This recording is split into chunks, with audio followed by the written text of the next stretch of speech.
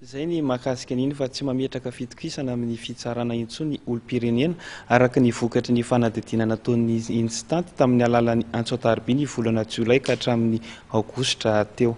Ny eky ny fisian'ny kolikoly eny amin'ireo sampam-pandraharam-panjakana ihany koa izy ireo satria ny 270,000 natao fanadidina no nanambara fa voatery nanome vola ivelan'ny saran'ny asa ilaina amin'ny fikirakirana taratasy mpanjakana.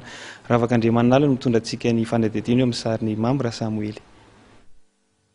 270,000 olona feno taona no voatery manome vola ivelan'ny saran'ny asa ilaina amin'ny fikirakirana ny taratasy-mpanjakana atao anatin'ny 12 volana tamin'ity taona ity.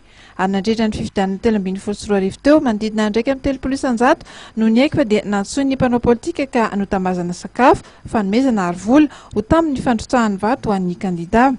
Io no anisan'ny songadina tamin'ny fanadinana nataon'ny Istat tamin'ny alalan'ny Antsoatarby ny volana Jolay sy Aogositra tamin'ity taona ity. Ankoatran'io dia tokantrano 20 no mandoa ara-potoana nitran'izy ireo ny hetra izay sokajian'ny 700,000 ny olona natao fanadidina ho fanerena sy teny midina avy amin'ny fanjakana. Le valy nitinareo agnatin'ny rapportny dia le valy nitenin'ilay olona nary par téléphone no nakagnana izy io.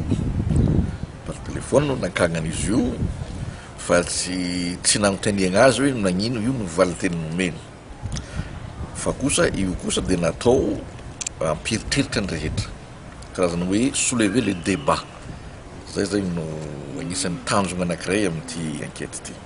Amin'ireo sehatra amin'ny fitantanan-draharam-panjakana dia 7 no nosokajian'ny vahoaka ho tsy mahafapo azy ireo araka io taritra io. Fantatra fa ny 20 fango anisan'ny 100 olona natao fanadidina dia milaza fa tsy ampy ny fanohanana n'olona sahirana.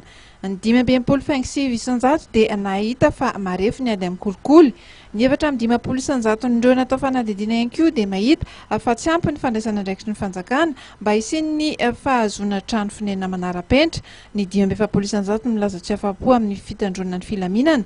Ny 7 tsy afa-po amin'ny lafin'ny fahazoana jiro ary ny 2 dia tsy afa-po amin'ny lafin'ny fananan-tany. Ny fandraisana andraikitry ny fanjakana eo amin'ny lafin'ny ara-pahasalamana, fanabeazana, fahazoana rano fisotro madio ary ny fisotron-dronono dia mahafa-po ireo natao fanadidina.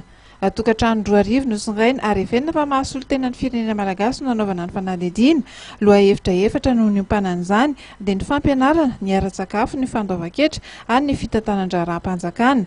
Nampahafantarina androany teny amin'ny birao ny banky iraisam-pirenena Anosy moa ny valin'ity fanadidina ity.